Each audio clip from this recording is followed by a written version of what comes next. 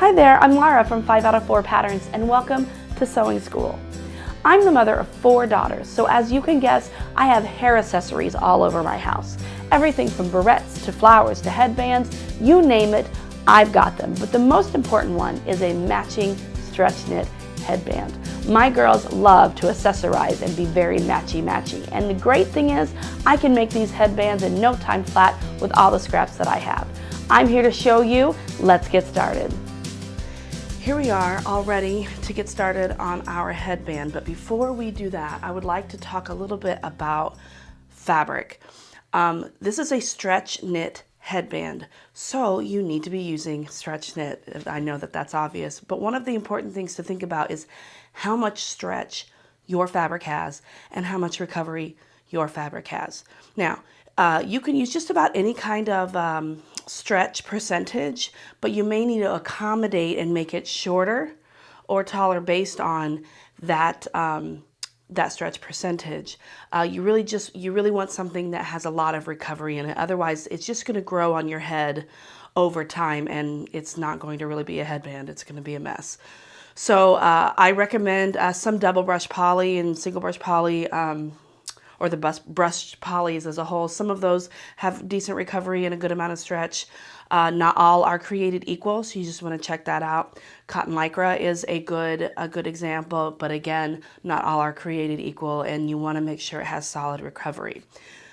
All right, so let's get started. We've got our pattern piece all ready, which is just a really long rectangle, pretty simple, and we are going to take the long raw edges and we're going to meet them right sides together. Pretty straightforward. Okay, so we've done that. You could pin or you can clip, whatever is easiest for you. And now I'm going to take this over to my serger. You can use a serger, you can use a stretch stitch or a zigzag stitch to stitch all along here at a 3/8 inch seam allowance. And I'm going to do that and be right back. Here we are. You can see that I have serged all the way across that long raw edge.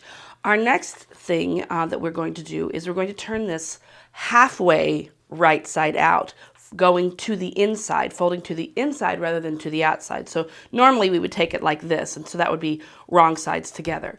We're going to do the opposite of that. We're going to take it and fold it to the inside, okay, which is a little bit more challenging, but it can be done. Okay, so let's fold that towards the inside. And we're going to keep feeding that through until the edges meet, these short edges meet. And there's a reason for this, and you'll find out. So,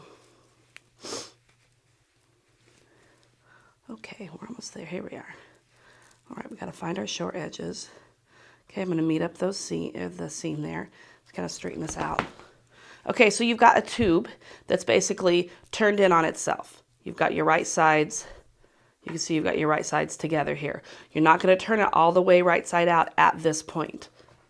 Just be sure that your raw edges here are lining up as best as they can. So you're going to pin or clip around the hole in this tube. The next thing you're going to do is with a stretch stitch, serger or zigzag stitch, is you're going to sew around this circle, but you're going to leave a 1-inch-ish opening so that you can pull it all the way through. And you'll see exactly what happens when I do that in just 1 second. Here we are. I've got my stitching all the way around, and you can see I've got my 1-inch opening. The next step is to simply turn it right side out. So let's get that done, and you can see what we've done.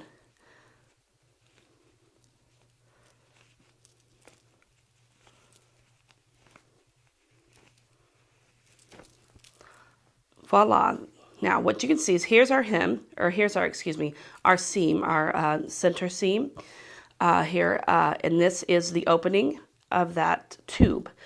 What we've done is we've hidden the raw edge and the sewn seam there. Many times I'll see tutorials that just have you fold it right sides together and you put a seam there and you just have all this yucky bulkiness. I didn't want to have that for this. So your next step is going to be to close this opening. Many people will say you don't need to close it, but if you're making it for yourself, maybe you don't want to close it, but I like to close it and give it a very finished look. And you want to use the ladder stitch. We have a tutorial for the ladder stitch that I will link in the description box below, and you will use the ladder stitch to finish this headband. And that is all there is, my friends, to a basic, cute headband.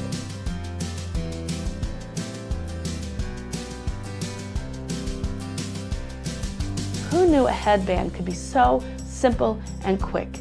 In the next edition of Sewing School, we'll be talking about yet another type of stretch knit headband. See you there. Bye.